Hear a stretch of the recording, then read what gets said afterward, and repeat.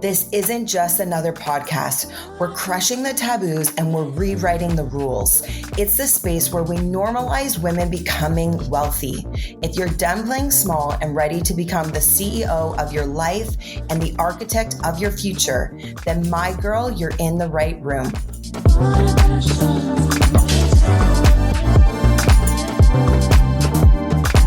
Welcome to your wealthy era. Welcome to the Wellthy CEO podcast. Burnout isn't a badge of honor, and pushing through pain to build your business isn't sustainable. In this episode, I'm joined by Dr. Taylor Smeenk, founder of Empact Wellness, to talk about real root cause healing, not Band-Aid fixes. She's breaking down why so many high-achieving women feel exhausted, inflamed, and dismissed, and what to actually do about it. If your lab says you're fine, but your body says otherwise, this is your permission to take your power back. Today on the Wellthy CEO podcast, I have the pleasure to bring on Taylor to the show in studio. Thanks for being here. Thank you so much for having me. I am so excited to dive into this topic today. It's actually one of my favorite. And not going to lie, if I'm being honest, I probably need your help. And I feel like most women will probably be able to relate. But coming out of just having a baby, I'm almost 7 months postpartum, hormones out of whack, adrenal fatigue, all of these things. So before we dive into kind of the nitty gritty, I want to start a little bit about your journey and what drew you into functional medicine, because there's so many different paths, of course, that you could take in this realm. So, and like root cause healing, where did you start with that? Absolutely. So really, I think it was planted as a seed really from not birth, but really early in my childhood. Okay. I have a lot of family history of physical disabilities, but also just broad spread medical issues. Mm-hmm. So I sort of watched different members of my family struggling. I saw the cracks of the medical system. It made everybody very frustrated. You're on like a handful of prescription meds every day, but you still can't get out of bed. Like it just doesn't make sense. And so I started really questioning things from a very young age. My whole journey, sort of ebbed and flowed. And just as I continued to pursue my education, I started learning more and more about the different possibilities outside of the medical system. Okay. And that's really what brought me to chiropractic, and then through that found functional medicine. Interesting. And did you have anything happen to you specifically, or was just like kind of circumstance that was around you? I've had 7 concussions. Wow. Yes. Okay. And I was a very athletic person. Yeah. So certainly have had my own gamut of more physical injuries and then the concussions. And functional medicine helped me substantially with concussion recovery. Okay. And then, yes, I have had my own issues, illnesses, like a precancerous diagnosis. Okay. That was sort of, it was one of those, it was a cervical cancer diagnosis. Yeah. Okay. And they wanted, you have to get this vaccine. You have to go through all of these testings. You have to do all of these therapies. And the first question I asked was, I've been on birth control for 10 years. Could this be contributing? And of course they said no. But then I found a functional medicine doctor and got completely different information that was much more aligned with me. Wow. Yeah. So that really was the embarking for you on your journey. Yes. Yeah. And was there at what point did you realize that you actually want to do this for other people, and helping other women? Because, I'll use me as an example. I've gone to functional medicine doctors, but it's never put me on a path to be like, I want to do this for the rest of my life. Of course. So at what point for you where you were like, this is my path, this is my journey? I think that's really what it was in childhood, because I was always going to those appointments and I was just really witnessing and paying attention. And so if you had have asked me from in my childhood, even in teenage years, I would have said that I would do something in the sports medicine field more specifically. Okay. Yeah. So I always knew I wanted to be working with people. I just wasn't really certain what capacity. What sports did you play? hockey, basketball, soccer. Oh my goodness. Yeah. Like literally like all the contact sports. I mean, Yes. it makes sense why you've had so many concussions. Yes. Yeah. Snowboarding, dirt biking. Yeah. And do you have brothers? I have one brother. Older? Younger. Younger. Interesting. But you still found yourself in, I mean, more heavily masculine sports. Very much. So what drew you to that? That's such an interesting. I've never thought about that before. That's always just been me. Like my mom had me in dance. Yeah. And I always said, I want to play hockey. And she was like, I'm never going to be a hockey mom until my brother started playing sledge hockey. Yeah. And I was sitting in the stands and I said, I thought you were never going to be a hockey mom. But everything changed with physical disability. It was like, well, this whole sport world opened up when sledge hockey came about. Right. And so she put him in that. Yeah. And then that's how I got to play hockey. So interesting. So, okay, this is so not what I was even wanting to chat with you about. Who knew? But I'm so fascinated by this. So I'm going to ask you, how many years apart are you and your brother? 4. 4, and he's younger. Yes. So my brother is 2.5, just over 2.5 years younger than me. Okay. And I grew up, you know, I didn't play those sports, but I played soccer actually. And then I played rugby as well, like in high school when we got a first girls rugby team for like a little bit, lasted for like a year.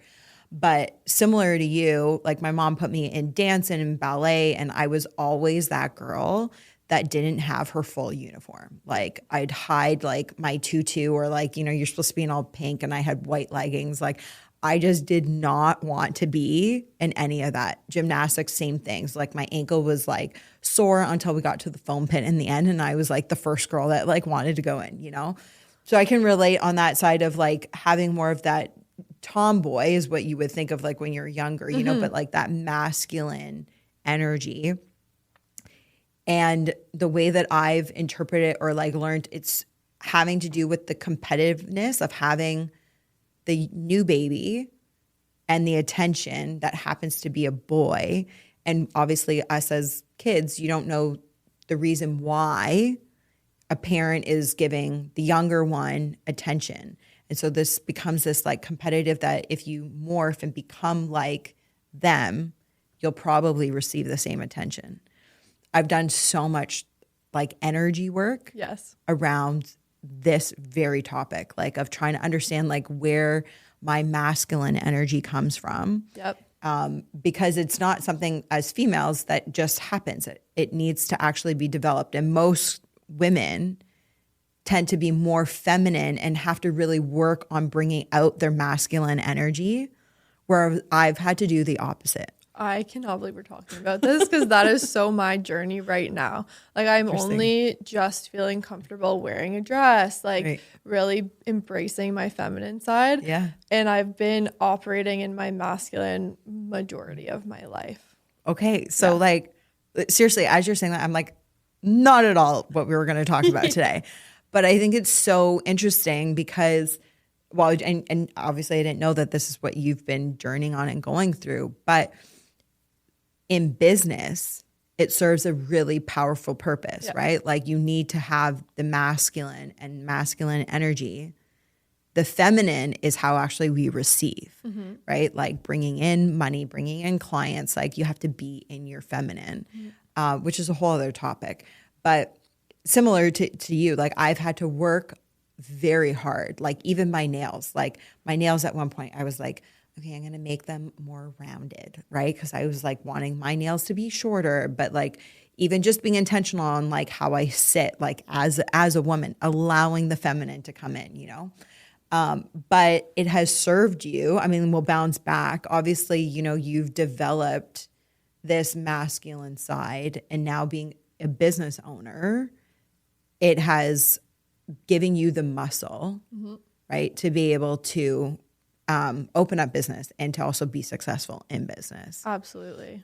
So where you're at on your journey right now, have you started to make those parallels and to see that? Yes, big time. Yeah. I think what's really interesting is I would describe that I have always had a very hard shell, even though people wouldn't really hard shell, weak boundaries. Okay. Okay. Yeah. So in a very masculine energy, but directed in not the correct way. Whereas now I've really learned boundaries are a masculine energy, right? That structure, those systems, that's all a masculine setting. Yeah. But that allows the feminine to soften. Yeah. And it allows you to really like embrace that. Yeah. And so it's so interesting sort of reflecting of how I feel so much softer now, but actually my boundaries are rock solid. Yeah. Right? And then you have that power to be feminine. So one of my favorite topics is actually boundaries. Okay. I love boundaries. So I would love for you to break down what are some of the boundaries that you've had to set for yourself, whether that's in your personal life or in your business. A big one is people pleasing. Okay. So feeling that I always had to make others comfortable. Really, I did a lot of bringing myself lower or making myself smaller to fit in or make others comfortable, instead of setting the boundary of like, these are my standards. This is what I'll tolerate, and I will not sink from that. Right. So like teaching people how to treat you, basically. Yeah. I think even I've noticed a lot of boundaries in my scheduling. And really interesting, I had a reflection a couple weeks ago that my schedule leaks directly mirrored my financial leaks. Interesting. And this was like a huge light bulb moment because I have such strict boundaries with my schedule in some regards, but then I wasn't accounting for all of these areas that I still had to do these tasks, but I wasn't actually scheduling them in. I wasn't setting boundaries for them. I was giving people open access to me. Right. And then, fitting it in where I could. And as soon as I had that moment, I said, wow, like no wonder there's these leaks that I couldn't even find. Right. And so when you say leaks with money, break that down a little bit. Is that like, you losing clients because you're strapped for time? Is that just not getting your finances in order, like bill payments? Like break down what your money leaks correlation with having your time management leaks. More so I would say it was a budgeting perspective. Okay. Yeah. So just, I understand the cash flow that exists in my business, but to not have structured time weekly to review what's going in and out, right, and just sort of not leaving it to chance, but sort of in a way, yeah, right? Just sort of like, okay, I've paid all of these things. Like my bills are always paid on time. Everybody like is getting their payments. I have everything I need to operate, but I wasn't paying that really detailed attention to, all of the extra. Sure. Yeah. Yeah. So interesting and fascinating. Yeah. And, I love that you actually do weekly. Most people don't do weekly, like even as business owners or entrepreneurs, like most aren't doing it. I always say you need to have a CEO day in your month. Yeah. Whether that's the 1st, the 15th, or like the last day, which I'm not a fan of the last day. Mine's on the 15th actually of the month because I use the 1st as my growth day. That's a whole different thing. But, part of that CEO day is to exactly that, is to look at your money and pay attention to it. Money loves when you pay attention to it. Yeah. And building your relationship with money and understanding it, knowing where it's going, what it's doing. So I think it's fantastic that you do that on a weekly basis. That's very new for me, but it's like, I haven't done that before, right? I would have fallen into that category of most business owners don't do this. Yeah. And that was me, but I recognized that. How did you recognize that? Did you hear that or learn that from somebody? Did somebody point that out to you? It's always been a conversation with my board of advisors. Okay. But it was really more so me. It's that I would, look at my accounts and sometimes I would be like, where did it go? Right? Yeah. And to not have that shock anymore, I had to figure out what that line was. Yeah. Yeah. Well, and, not that I want to like bring this up about women, but women often have a good time spending money, and will not know even like how it's spent. Like what you just said, sometimes you're like, where did it go? And it's like you have all of this money, but then one day you like look and you're like, where did it go? Right? It's just like spent.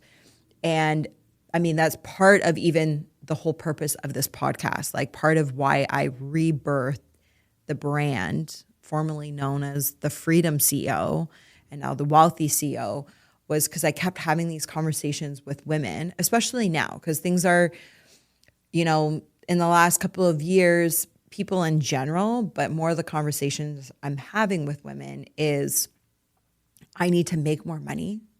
And so many people, it's not even that you need to make more money. You need to know how to make money work for you. Yeah. And you need to understand money and the language of money. You need to understand how to invest. You need to pay attention to your money. Look at your finances. Look at your expenses. Know your expenses. And that's just like foundational 101, right? So that's why I asked you the question is like, how did you make this shift or this change? Because it doesn't always just happen where you're like, oh, I should do this, right? Yeah. Like there's like usually like an enlightening point. You talked about your board of advisors, and we haven't yet spoken about that you're the founder of Empact Wellness. Yes. So share with us a little bit what it is. And I know you've given us a little bit of your journey of bringing this into the world. So yeah, let's dive into that a bit. Okay, I'd love to. Yeah. So Impact Wellness is a clinic in Burlington, Ontario, and really it is a collaborative team of different clinicians, and we all have one goal, and that is to empower individuals to leave our facility a better version of themselves. So I recognized really early on in my chiropractic career that I was trying to be everything for everybody. Sometimes patients would come in and sit on the chair and cry to me for half an hour, and I wouldn't even give them any physical treatment, right? Yeah. And there's questions about nutrition, and I was studying functional medicine, so that I liked having those conversations, but I was spread way too thin. Sure. And so that's when I thought, okay, I need to start sort of forming a team. And I was really careful with who I brought on. So the first two people I brought on was a naturopath and a psychotherapist. Okay. Because there's a massive component or a relationship between our physical injuries and mental health or energy, right? Sure. We store stress and trauma in our tissues. Yeah. So I thought that was very important. And then to fill in the gaps of, I can give you some nutrition guidance and I could tell you a couple supplements to take in our half an hour follow-up, but that's not my primary focus with you. Right. So to bring a naturopath on who has such a more vast scope in that regard, I thought was a very powerful addition to the team. And then it's really just spread and expanded from there. It's grown. Yeah. And sorry, when did you found? So I pretty much opened right out of chiropractic school. Okay. Good for you.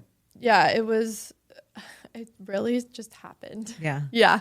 But I'm so grateful that it did happen. And 2 years later is when I hired those first two team members. Okay. And the location that we are currently in, we're coming up on 1 year. Amazing. Congratulations. Yeah. Thank you. Yeah.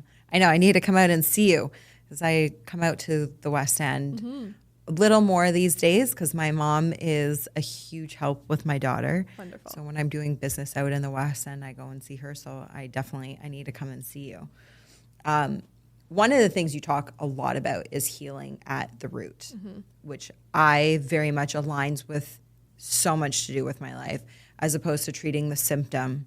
Like we need to get to the root cause because you can treat the symptom and it's just going to keep coming back and coming back. What would you say are top signs that you see? Maybe there's a commonality, maybe there's a pattern with women where they're ignoring or mislabeling the point of like there's something deeper that's going on inside.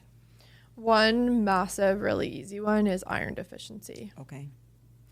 Yeah, because as women, we bleed monthly, right. So it's common for women to be deficient in iron, and often it's just blamed on, my period's heavy. Right. But the root cause of iron deficiency is either an absorption issue or it's you're not actually converting the iron properly. So it's usually like either stomach acid, it's starting really up high in your digestive tract, or more so down low if there's any microbial imbalance, even if there's hidden parasitic infections, that really then you're not absorbing at all what you're eating. And what would some of those symptoms be, possibly? So a lot of fatigue, Yeah. Iron deficiency. Typically, people just feel really depleted, low energy. Also can be low mood. B vitamin deficiency is really commonly associated or would happen simultaneously with iron deficiency. Right. Acid is required to activate both your B vitamins as well as iron that you're getting from food and supplements. So if you have low, weak stomach acid, any H. pylori infection, then that is going to severely disrupt your ability to get those nutrients from your food and supplements. Even hormonal dysregulation, so like mood symptoms, can be largely related to that as well. And what do you think, like, because I was actually going to ask you, like, what is one of the common things when you hear women that they're like, they're doing all of the right things, but they're still feeling fatigued or they're feeling burnt out? Yeah. So iron, definitely that can be one of them. Yeah. Is there another possibility that's kind of like a main go-to that you see amongst women? Yes, there's a few. Okay. I think a big thing with women from an energy perspective is we're always in service of others. Sure. And women put everyone before themselves, especially mothers. Yeah. And then you can see a lot of even autoimmune diseases come up, like 90% of especially thyroid autoimmune is in women. And there is a huge component to the like energetic undertones of people pleasing and putting everybody before yourself. I would very much agree with that. I feel like I'm in that phase right now. Just, normally I'm in the gym 5 days a week lifting. And then I have like 2 days where I call it's like active recovery. So I might do yoga or Pilates or whatever, but something that's still like moving my body.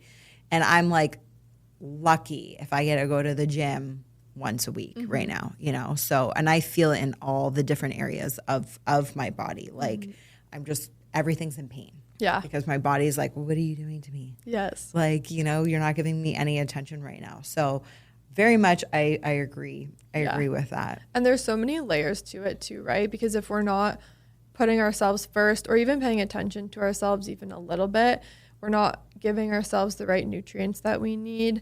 So then even if you are absorbing, you're maybe not getting exactly what you need from that. And then there could be issues with drainage, like if you're not going to the washroom every single day or not going to regularly, right? You don't have time to work out. You don't have time to sweat. Yeah. So you're holding all these toxins inside of you. Yeah, which is like no bueno. No bueno. It's not good at all. Okay, so I want to ask you about this because to me, you brought up parasitic. Yes. And I think it's one thing that is very often overlooked. Yes. Like, I'll just give you a real example. One of my girlfriends, she was like, I am bedridden. Like, they went out, they had a beautiful dinner. She thought she had one too many cocktails at first. And the next morning, she just was like, I'm so sick. Like, I don't know what's going on with me, but I'm so sick. She's done, her and I both, like we've done so many different detoxes, like fasting, 48-hour fast, a 5-day fast, like to just completely cleanse out the body. So she's very in tune. Mm-hmm. And she said to me, she's like, I think I got a parasite. And sure enough, she went and did her stool test and she did have a parasite. It wasn't a horrible one, but still it attacked her body, for like 48 hours. She was like out. Do you often see that like most people, like is that common for you to see that like it's an oversight amongst people that it's not something they're thinking, oh, I could have parasites? Yes, but more so in the chronic illness space. Okay. So that's a good example of like an acute. She ate something, she felt really awful for 48 hours, she had a stool sample, they found active parasites. Right. Generally, as humans, if you drink tap water, if you've eaten pork, if you eat sushi, if you've ever traveled, even if you've only stayed in Canada, but you've only ever drank tap water, you probably have parasites. Yeah. They just are part of our makeup. But is it like, what is your microbiome, right? Because if there's some in there, okay, we probably all have some, but is it actually causing a problem? Because the thing with parasites is they're very smart. And what they love to do is they'll snuggle up really close inside your intestinal wall, and then they just surround themselves in this barrier of mucus. So then they go undetected, not only by your immune system, but also by any testing. But then what happens is you have this mucus plug, right? Like if you think about a slug, it's kind of gross to think of. But imagine having a slug on the inside of your intestinal wall. No wonder you're not absorbing any nutrients, right? Because that layer isn't there for the nutrients to actually get into your bloodstream. So do you think that we should be doing regular colonics? Colonics, no. Okay. Not for everybody. Sure. I think there's a time and a place for those. Yeah. But I mean, we deworm our pets and our farm animals annually. Like I think that as humans, we should be doing some type of approach with that. I certainly do. Yeah.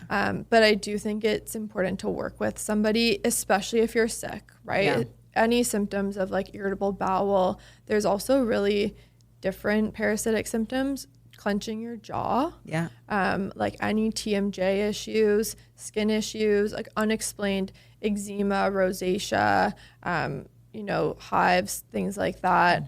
Those are all parasitic related or can be parasitic related. Yeah.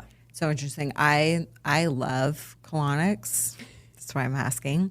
I mean, if you've been following me on Instagram for a long time, you will see my foot detox, you'll see my coffee enemas, which are basically at-home colonics. It's the homemade version. And that's where I started. I was doing coffee, there are coffee enemas like at my house. And then I started doing colonics. And I show that like on my Instagram. People love seeing the gross factor. Like, I give you the trigger warning. So but I think, we don't realize, and you mentioned this earlier, and even more so me, like I'm wanting to actually go for a colonic now because I'm no longer pregnant, obviously, so I can start doing that. And I can't do a full detox because I'm still breastfeeding. Yeah. Right. So there's things I'm like, okay, well, what can I do to help move some of this stuff that's been stagnant and get my body to start like being optimized again. Yes. Right.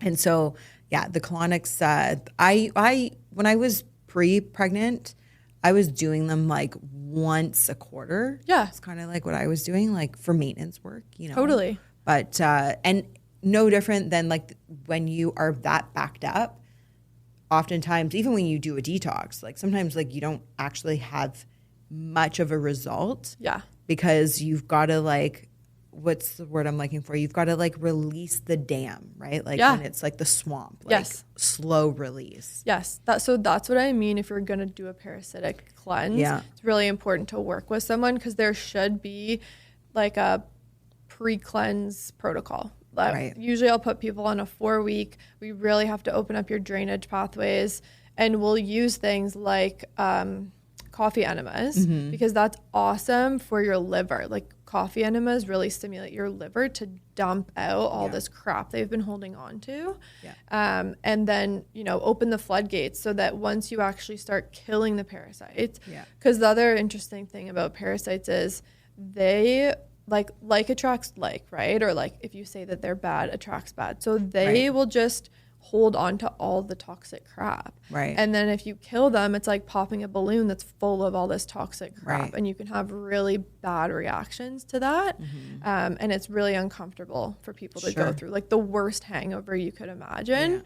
Right. So it's important to make sure that your drainage is open so that you're actually passing it all out as you're killing it off. And having a binder. Oh, binders 1,000%. Right. Do you want to explain what a binder is? I feel like as I'm talking right now, I feel like we need to explain what a coffee enema is. Yes. People are like, what the hell is a colonic? I want to start talking about gallbladder flushes and people are going to be like, what are those? And the stones, like, so I'm like, okay, let's just back it up like a little bit. Do you want to explain what that is? So a binder, a really easy example is activated charcoal, but there's lots of different variations. So like a zeolite clay binder, fulvic and humic acids, Even chlorella can be used as a binder. So basically it's these particles that attract and bind onto toxins.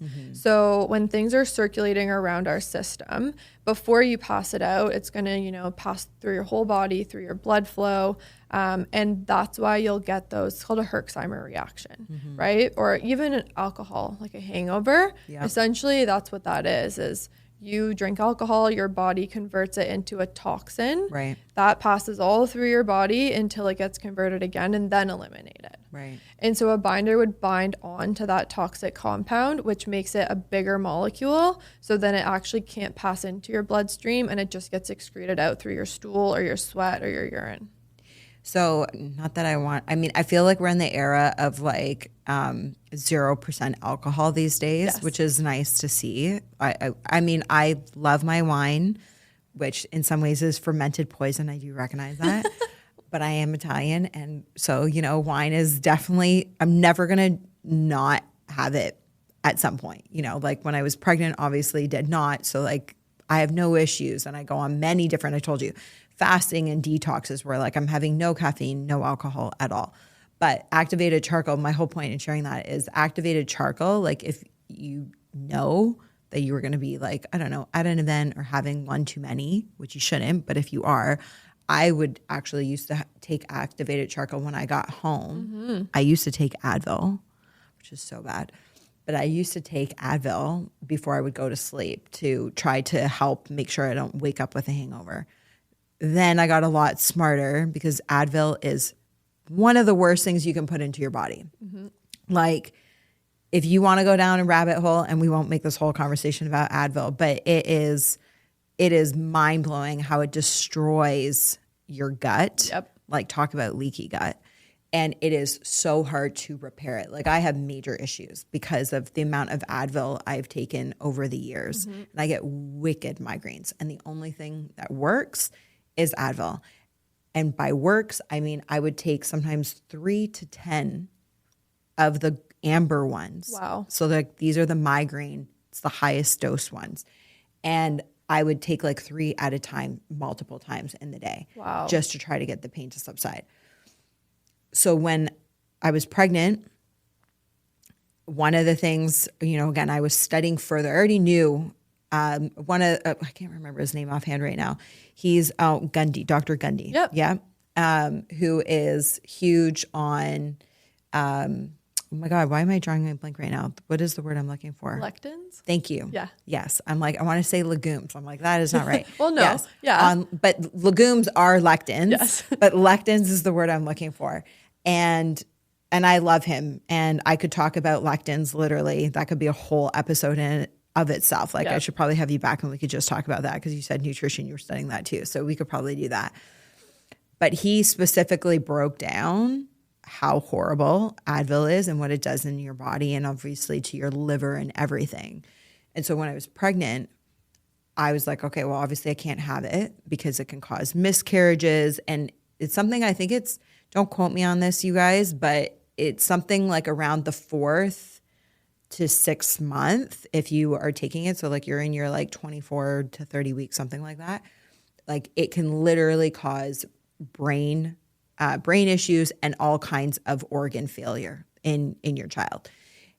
I'm also on this new path that like if you can't take it while you're pregnant, you should never take it. Like Botox you can't do when you're pregnant. You should never do it if you're not pregnant. Like this is kind of my new path forward. Really simple. Can I have it while I'm breastfeeding? Can I have it when I'm pregnant? No? Okay, I should have it never.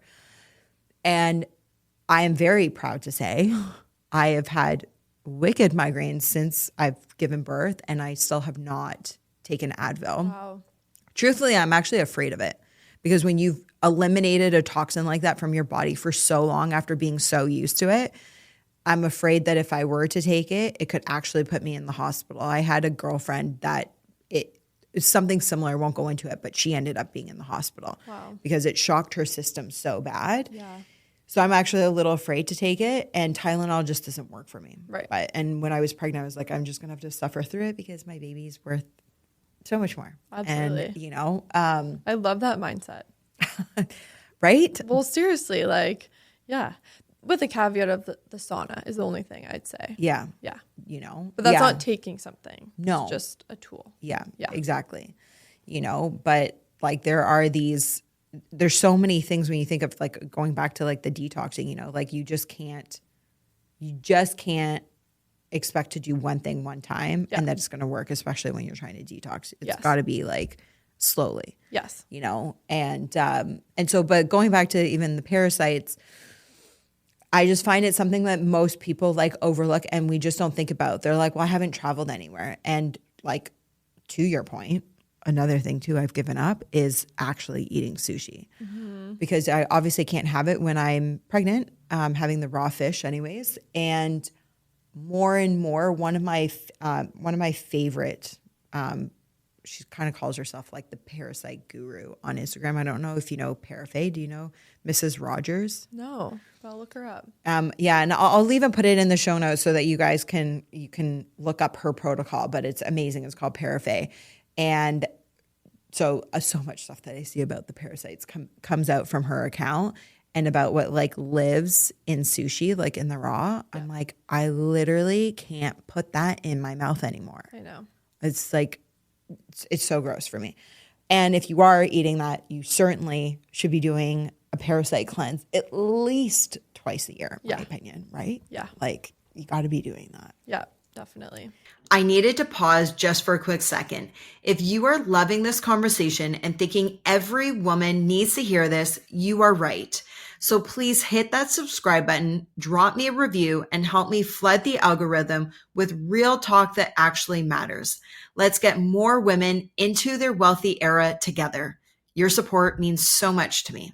Okay, let me like wind this back a little bit. Let's just shift slightly. So many women are told that we have hormonal imbalances, that we have adrenal fatigue, but then there's no real like action plan. Like women are often told this and then it's like, okay, well, what should I do besides like getting more rest, right? Or like, I don't know, taking this one tincture. So I want to ask you, what do you think are some of like the tangible first steps to being recalibrating your hormones and then also healing yourself from being like adrenal fatigue? Yeah, that's a great question. So again, I always go back to root cause.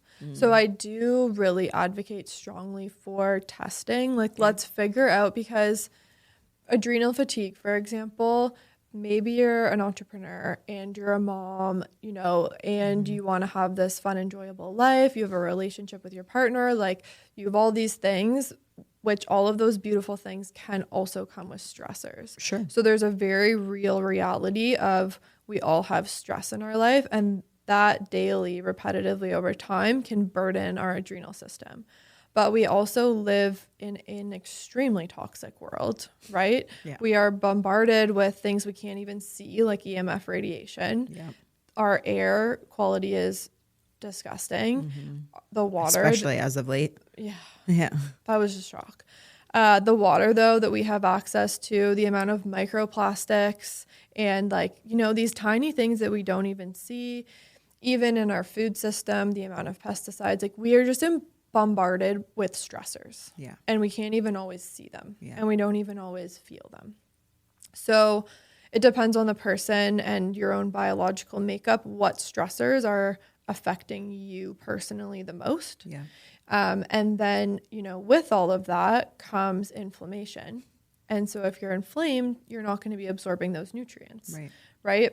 And maybe you don't have parasites that are, you know, in your intestinal walls, but there's still inflammation from all these other areas. And so actionable steps, I think, you know, something as simple as if you peel all of that back, like what are you putting in your body? What are you putting on your body? Yeah. And then what are you doing to regulate your nervous system? Are three really important things. Like they have all these grounding mats and these fancy technologies now. You can literally just go step outside and put your feet on the grass. Yeah. Right. Literally. Yeah. And that brings so much calm. Like the actual frequency change that happens in our bodies is amazing. And that will bring down a lot of inflammation right away. Yeah. So that's something that's very tangible. And then being mindful of the way that you're speaking to yourself and about yourself. Which is probably the hardest for everybody. Oh, yeah. Right? Yeah. It is so hard. And I think even the way that you're speaking to and about yourself when things don't go quite right, right? We often will blame ourselves first, and then that's another hidden stressor. So I think becoming aware of this all can both be stressful, but it can also be very empowering because you have a choice. Yeah. So what came up for me as you were giving the step-by-step is also the quality, if I can add to that. Yes. Because I can hear people going, well, we'll use water. I love talking about water too. I drink a lot of water, and I'm like, it does not matter how much water. Yes, to a point. Obviously, you need to drink a certain amount of water, but it depends on the quality of your water that matters and where you're getting it from, right? Because if it's poor quality water, AKA tap water, you're not even going to be absorbing it. Never mind getting offset with the formaldehyde that's in water, all these different toxins, not just parasites, but actual toxins, that are going to change your composition in your body and your chemistry in your body because you're drinking chemical water basically. Yep. So it's you could be drinking 8 glasses a day, but not only are you taking in toxins, your body's not absorbing it because it's not actually hydrating. Yes. So the frequency of your water matters. Your pH level of your water matters. Yes. Drinking from glass versus from plastic, of course, Yes. And it's the same thing with your food. And you talked about what you're putting on your body. And I don't think that women, I need to look up this stat. It is something crazy that women are exposed to 65 different chemicals before they leave the house. Yeah. From what you just even in the bathroom alone. Oh yeah. Right? Just washing your face. Washing your skincare, face and all of the deodorant. layers, your toners and your serums and your cleanser and your exfoliant and and then your shampoo, your conditioners and all of the added estrogen. There's so many things that many people just don't even think about. Yeah. I love that you brought up the water. I want to go back to that quickly. Please. So I think one thing about the water conversation that gets missed is the minerals. Yeah. And for our adrenals, minerals are extremely important for our body in general, right? Yeah. But you talked about you're not actually absorbing the water. Well, I think we all learned osmosis, right? People probably forget, but our body works based on osmosis and it's this gradient. So you can drink the water that's going into your digestive system. It then has to be moved across a barrier, and that happens through sodium and potassium. So if we're just drinking water, but we're following what we've always been told, which is low fat, low sodium, Right. we're depleted in minerals. Yeah. And unfortunately, our soil is depleted in minerals, so it's not in our food. It's stripped out of our water. We're told not to consume salt, and we're just not getting any of it. Yeah. So one of the actual most tangible and best pieces of advice I give most of my patients, 1 crystal of sea salt under your tongue first thing in the morning. Yeah. And under your tongue, not in water, because Yeah. it then absorbs right into your bloodstream. Yeah. Is it's so effective. Yeah. Yeah. So have you ever heard of snake juice? No. And I don't know why they call it snake juice. It really should be called snake water because it's not juice at all. Okay. So many times, I shared with you before, I've done all kinds of different fasts, 24-hour fast, intermittent, 48 hours, 3 days, 5 days. I tell people when you should be doing this regardless, but anytime you're doing a fast that's over 24 hours, the most important thing you have to be doing is replenishing your minerals. Yes. Because you're just flushing everything out of your body. And most times people, when they feel woozy or they start feeling lightheaded or they start getting headaches, it's not because they've not eaten. Your body's should already be in ketosis. If you're not healthy, it'll take you a bit longer to get into ketosis, which is your fat burning stage, which is your body is storing fat for energy, for those that maybe don't know what ketosis means. And so when you don't feed it food, it goes into your fat storage for energy, which is ketosis. And so when you're in that fasting state in ketosis, you can go days, literally days upon days without needing any food. But you can't go days upon days without water. But the most important part of that is not just the water aspect, but it's the minerals that you brought up. And so I tell people, you know, if you're doing a fast over 24 hours, it's imperative for your health and like for your brain that you're replenishing your minerals. And so there's this concoction that has to do with like Himalayan pink salt, no salt, and a baking soda. And I think that's it. I think it's just those three things. But there's different measurements that you put in for, you know, whatever, a gallon of water, whatever you're drinking. And that is like the key to life. Yeah. So that's why I had a feeling you were going to say salt, because that's it's the main component that needs to be replenished as you're drinking water. Like, and it's wild to think that salt has that much power really for like what our bodies need. But every single one of our cells. Yeah. Right. Yeah. Yeah. And like every single, So it was a way to put it. It's the truth, you know, but we don't think about it like that at all. Yeah. And so, I love that idea, and something really easy, because we're all like creatures of habit. And usually if it's out of sight, you won't do it. Just take a little jar of sea salt, right? Rock sea salt, and put it in your bathroom. So that first thing when you wake up, you're putting it under your tongue. Yep. And you just wait for it to dissolve. Yeah. Yeah, exactly. Yeah. I will do water, like even a pinch of rock salt with a little squeeze of lemon. Yeah. Drink that as a glass of water. Yeah. First thing in the morning and at night if you want. I think that's really. Do you warm yours? I love it warm. Yes. With the lemon for sure. Yeah. It's nice. Yeah. Yeah. It's like, it's very soothing and very calm. It is. So I love that. And thank you for bringing back the water conversation. Like like I told you, I got to actually talk about it for a very long time, because our bodies are like, 90% water, whatever it is. Like we need it. And most people don't realize, they're just like, well, I'm drinking my bottled water. And I'm like, it's like nails on a chalkboard for me. Oh, me too. But also to your point, I think it's really the absorption, right? Yeah. So people usually their feedback to me is, well, if I drink more water, I'll have to pee all the time. Yeah. And that's a surefire sign you're not absorbing it. Right. Right? Yeah. Yeah, exactly. Like, hello. Yeah.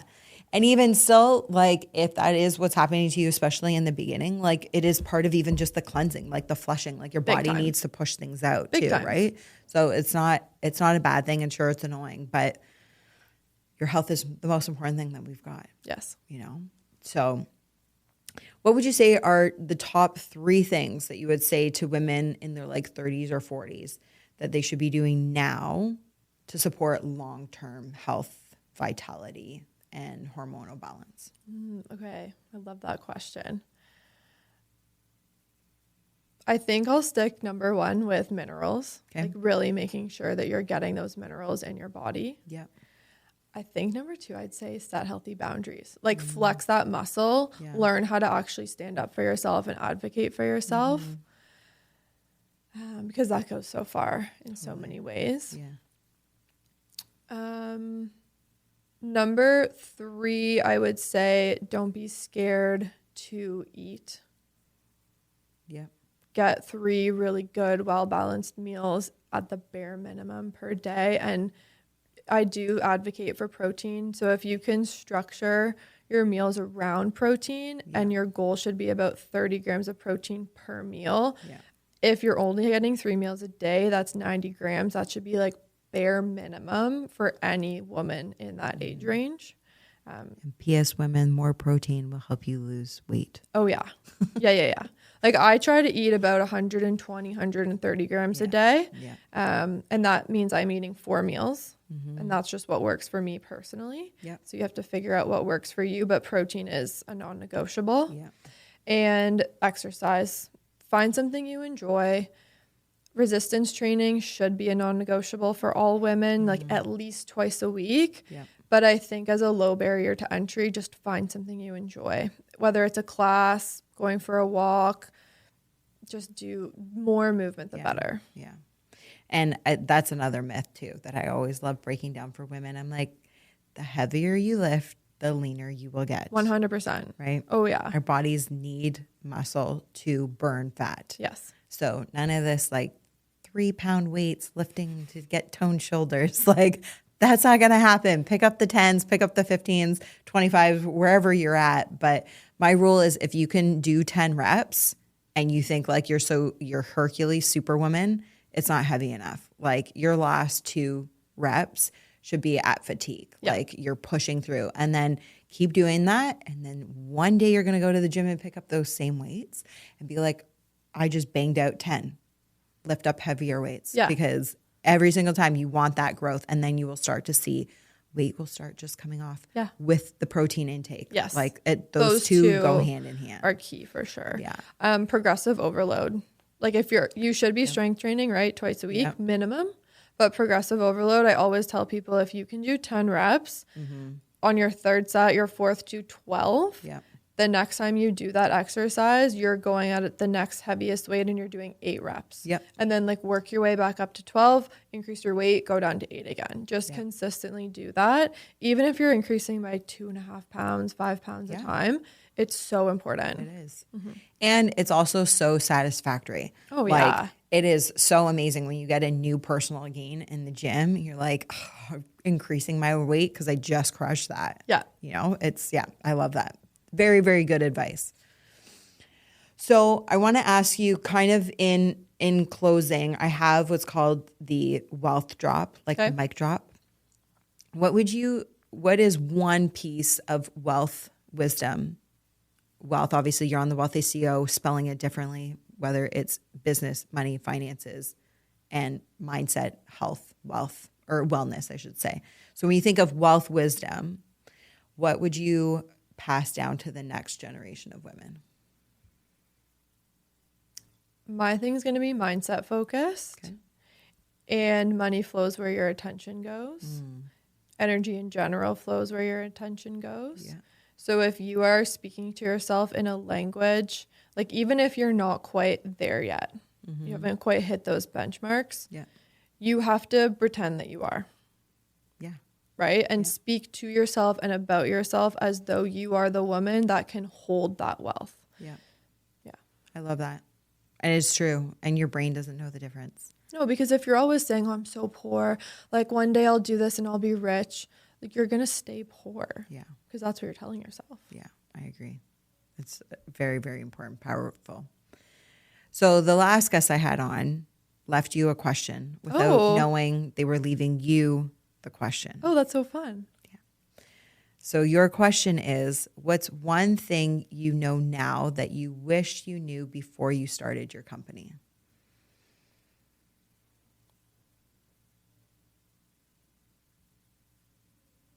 The one thing I know now that I wish that I knew before I started my company is the power of discernment. Break that down a little. Okay. More so, I guess, the intuitive muscle of, does this feel right? Yeah. And then practically, what are the pros and cons? And being really confident in your own ground, regardless of what other people are saying. I love that. I love that. And being able to trust yourself, like that intuition piece. Yeah. Self-trust. Yeah. Which builds your confidence. Exactly. Yeah. I love that. Taylor, thank you for coming on today. So good to chat with you. Where can people find you? Yes, it's so great to be here. This was an awesome conversation. Yeah. I'm on Instagram at Dr. Taylor Smeenk, and my website is drtaylorsmeenk.com. We're going to link everything up in the show notes as well, so you don't need to worry about spelling, but make sure to connect with Taylor. Yes. Thanks again. Thank you. If something in today's episode resonated with you or sparked a shift, tag me on IG or send me a DM. I genuinely love hearing what lands for you. And if it spoke to you, share it or leave a quick review. It helps more women find this show and step into their own wealthy era. Until next time, lead with purpose, live with intention, and stay wealthy.